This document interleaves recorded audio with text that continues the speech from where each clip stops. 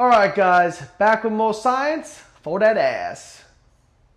You guys know what I mean. There was a recent study that came out looking at caffeine tolerance. Now, we know a lot about the ergogenic effects of caffeine. In fact, it's one of the most ergogenic, meaning performance enhancing, supplements that are out there, right up there with creatine. In fact, in ways, it can be better than creatine because creatine requires time to build up in your system and exert its ergogenic effects. Whereas caffeine has acute ergogenic effects, meaning you take it one time and it does something for you. So you get increased power output. If you get your dosage high enough, like 0.6 milligrams per kilogram, you can even get strength increases.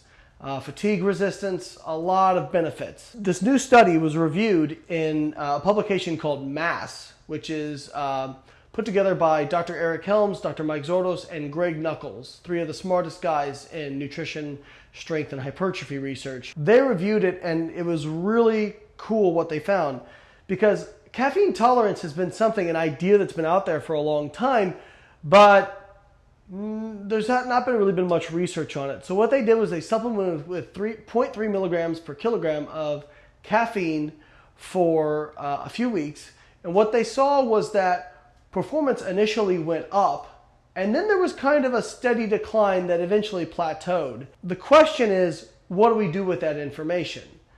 Well, I can tell you what I do as a powerlifter. As a powerlifter, I care about being as strong as possible on meet day, but I also like to get benefits during my training.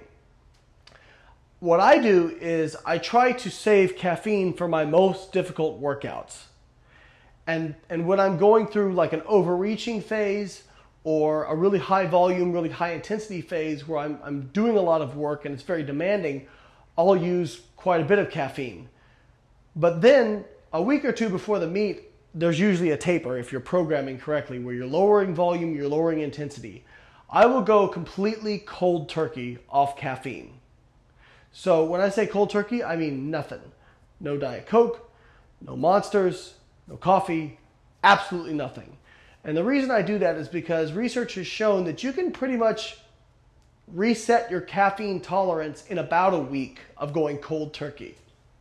So for example, this last meet, I went cold turkey the Saturday before the meet, and by Monday and Tuesday, trust me, I felt it. I was dragging absolute ass.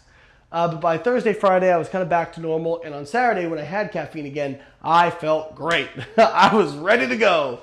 So that's kind of how I do it. If you're a bodybuilder, you're not worried about performing on a certain day, and you're more so just looking to integrate it into having benefits in your training, I would probably use it sparingly and just at your most difficult high volume program days. So where you feel like maybe you're dragging a little bit and you need to pick me up, put it in there. But I probably wouldn't take it every single training session, because what's going to happen is it's just going to become your new normal and it's not going to have the same level of effectiveness. But the guys in Mass did a really good job breaking down this study. They went into the pluses and minuses, what could have been done better. They do an amazing job at that kind of stuff. So if I can plug them for a second, I'd highly recommend subscribing to their publication. They come out every month.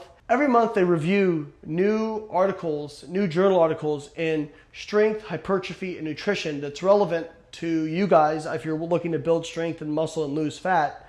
And they kind of break them down in a way that's manageable for the lay person. So definitely give that a look. You can check it out at laynemass.com or click the link in the description. All right, guys, that's it for this week. Thanks for watching, and I'll catch you next time.